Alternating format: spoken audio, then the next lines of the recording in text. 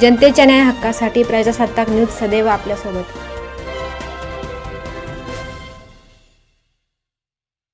अनुसूचित जातींच्या उपवर्गीकरणाच्या निर्णयाविरोधात संगमनेर तालुक्यातील समस्त आंबेडकरी समाज एकवटला असून या निर्णयाच्या निषेधार्थ आणि तो तातडीने रद्द करण्याच्या मागणीसाठी संगमनेर येथील प्रांत कार्यालयावर विराट मोर्चा काढण्यात आलाय।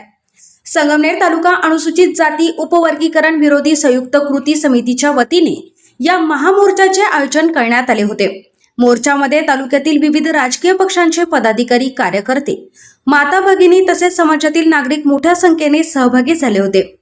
मोर्चा दरम्यान आंदोलकांनी शासनाच्या निर्णयाचा तीव्र निषेध व्यक्त करत हा निर्णय अन्यायकारक असल्याचे सांगितले।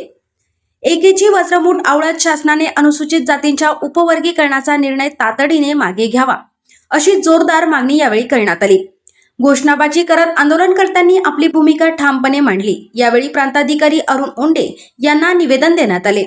भीमाची माणसं, भीमाची लेकरं या ठिकाणी उपस्थित आहेत। मित्रांनो, गेल्या 2-3 महिन्यापासून आपण व्हॉट्सअप बघा, सोशल मीडिया बघा, यूट्यूब बघा, या उपवर्गीकरणाचा एक घाट घातलेला आहे आणि तो घाट हा आपले धाकटे बंधू आणि आपण यासाठी वाद लावण्यासाठी घातलेला आहे। याचं आपलं एकच म्हणणं आहे की आमचं भांडण आमच्या भावांशी नाही, ज्यांनी हा वाद निर्माण केलाय त्या शासनाबरोबर आपलं भांडण आहे। काय आहे हे भांडण? अनेकांना माहिती आहे, वाचतायत लोक, परंतु हे कसं सुरू झालं आणि कधी सुरू झालं आपल्याला सांगितलं जातं की कर्नाटकमध्ये हे उपवर्गीकरण झालं आहे। कर्नाटकमध्ये सुद्धा उच्च न्यायालयात त्या वर्गीकरणाला स्थगिती दिलेली आहे। त्यानंतर आपल्याला आंध्र प्रदेश सांगितलं जातं। आंध्र प्रदेशमध्ये तिथे जेव्हा हे 2005 साली न्यायालयात तो वाद गेला आणि 5 लोकांची न्यायाधीशाची कमिटी होती, त्या कमिटीने सांगितलं की अशा पद्धतीचं वर्गीकरण करता येणार नाही।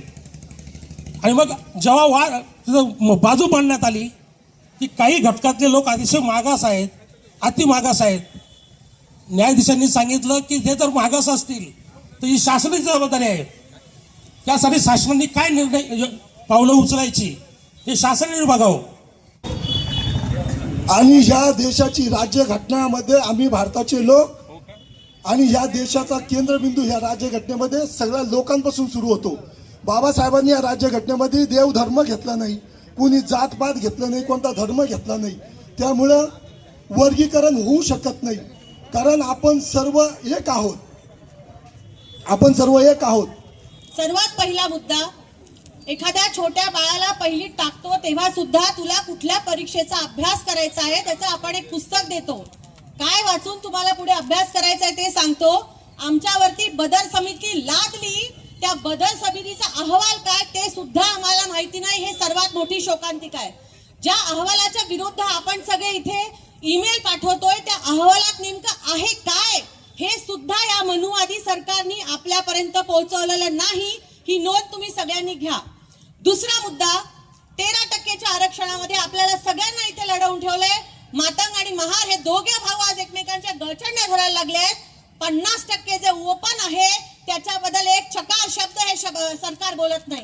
त्याच्याबद्दल का नाही एबीसीडी बद्दल बोलत तुम्ही? आणि तिसरा आणि सर्वात महत्त्वाचा मुद्दा, हा रस्त्यावरची लढाई आपण सगळे लढत आहात, आम्ही तुमच्या सोबत आहोत, पण ही लढाई फक्त रस्त्यावरती लढून चालणार नाही। याच्यासाठी पुढची स्ट्रॅटेजी आखावी लागेल, त्याच्यामध्ये सुद्धा आपण सगळे सोबत असणार आहोत। एवढाच एक शब्द देते आणि थांबते। जय भीम, जय शिवराय, जय संविधान। मित्रांनो, या सरकारने जो आपल्या 2 भावामध्ये वर्गीकरणाचा जो घाट घातलेला आहे त्या घाटाच्या निषेधार्थ आपण ह्या ठिकाणी उपस्थित झालेलो आहोत। आतापर्यंत त्यांनी आपले झेंडे फाडले, आतापर्यंत बाबांच्या पुतळ्याला जे विटंबना केल्या, आतापर्यंत त्यांनी आपल्या संविधानाची प्रत फाडली, अनेक आपल्यावर संकट त्यांनी आणलेले आहेत, परंतु बाबासाहेब भीमाचे लेकरं आहे त्यांना काही वाकले नाही। परंतु काही आमचे बांधू ते काही आमिषापोटी तिकडे गेले आणि त्यांनी सांगितलं की आमचे बौद्ध बांधव आमच्या ताटातलं खातात आणि आम्हाला या वर्गीकरणाचं कुठलंही आम्हाला काही हे मिळत नाही, म्हणून त्यांनी तो आपल्या विरोधात त्यांनी मोर्चा चालू केला. परंतु मित्रांनो, बाबासाहेबांनी ह्या 13% आरक्षण जे दिलं ते समानतेचं दिलेलं आहे. जो माणूस शिकलेला आहे त्याला पहिलं कळतं हे समानतेचं आरक्षण आहे. जो बौद्ध बांधव असेल 1 नंबर आणि खालचं तळागाळाचा 59 जातीचा तळातलं समाज असेल, तो जर शिकला त्याची टक्केवारी जर जास्त असेल तर त्यालाच नोकरी भेटू शकते. असे अन्यथा कोणाला भेटत नाही. मी माझ्या बांधवांना एकच सांगतो का तुम्ही आपल्या समाजाला शिकवा, संघटित करा आणि त्यांना पुढे जाण्याची संधी द्या. आणि मी ह्या मोर्चाच्या निमित्ताने या ठिकाणी सरकारला सांगतो, मुख्यमंत्र्याला सांगतो का तुम्ही जे भीमा कोरेगाव मध्ये जे पेशव्यांनी आमच्यावर पेशवे जे आमच्या विरोधात भडकवले होते आणि त्या पेशव्यांचा हाल आम्ही बौद्ध बांधवांनी भीमा कोरेगावला 500 महाराजांनी 36,000 लोक कापले, तसंच आम्हाला परत ही करू देऊ नका. आम्ही बुद्धांचं, बाबासाहेबांनी आम्हाला बुद्ध दिलेला आहे, आम्ही बुद्ध पाळतो. आम्हाला जर क्रांतीचा काही विषय घ्यायला लावला तर आम्ही दांडे घेऊन उतरल्याशिवाय राहणार नाही. हे आमच्या माता बहिणी रस्त्यावर उतरल्याशिवाय राहणार नाही. कारण की आमच्या लेकरा बाळाच्या तोंडातून काढून तुम्ही जर दुसऱ्याला देणार असाल तर हे आम्ही कदापि सहन नाही करणार. जी काही अबकडाची प्रक्रिया महाराष्ट्रभर सुरू आहे ती प्रक्रिया थांबवावी यासाठी संपूर्ण महाराष्ट्रभर आंदोलनाचा धडाका माझ्या बौद्ध बांधवांचा आणि अनुसूचित जातीमध्ये येणाऱ्या 58 आणि अर्ध्या टक्के मातंग समाज अशा 58.5 जाती या उपवर्गीकरणाला विरोध करताना दिसत आहे. खऱ्या अर्थाने विरोध करण्याचं काही कारण नाही. कारण आमचा मातंग समाज, या समाजाला आमचा विरोध नाही, आमच्या मातंग भावा बहिणींना आमचा विरोध नाही, तर आमचा विरोध आहे की या अज्ञानी असणाऱ्या, धर्मकांडामध्ये गुंतलेल्या, शिक्षणापासून वंचित असणाऱ्या या आमच्या मातंग बंधू भगिनींना आणि त्यांचे डोके फिरवणाऱ्या त्यांच्या पुढाऱ्यांच्या विरोधामध्ये. आणि जे पुढारी या महाराष्ट्रामध्ये संविधानाला त्या ठिकाणी गालबोट लावण्याचा प्रयत्न करत आहे अशा दावणीला जाऊन बसलेले आहे आणि त्या ठिकाणी त्यांची गुलामी करून या समाजाची दिशाभूल करण्याचा प्रयत्न करत आहेत, त्यांच्या विरोधामध्ये खऱ्या अर्थाने आमचा मोर्चा आहे. म्हणून मी या निमित्ताने सांगतो की बाबासाहेबांनी आपल्याला हे संविधान दिलेलं आहे. बाबासाहेबांनी या संविधानाला जर कोणी हात लावत असेल तर त्याच्या विरोधामध्ये कायम रस्त्याची लढाई आपण आजपर्यंत या ठिकाणी साकारलेली आहे. आपण बघितलेलं आहे की महाराष्ट्रामध्ये झेंड्याची विटंबना करून पाहिली, संविधानाची विटंबना करून पाहिली, त्यानंतर तुमच्या प्रतिमेंची विटंबना करून बघितली.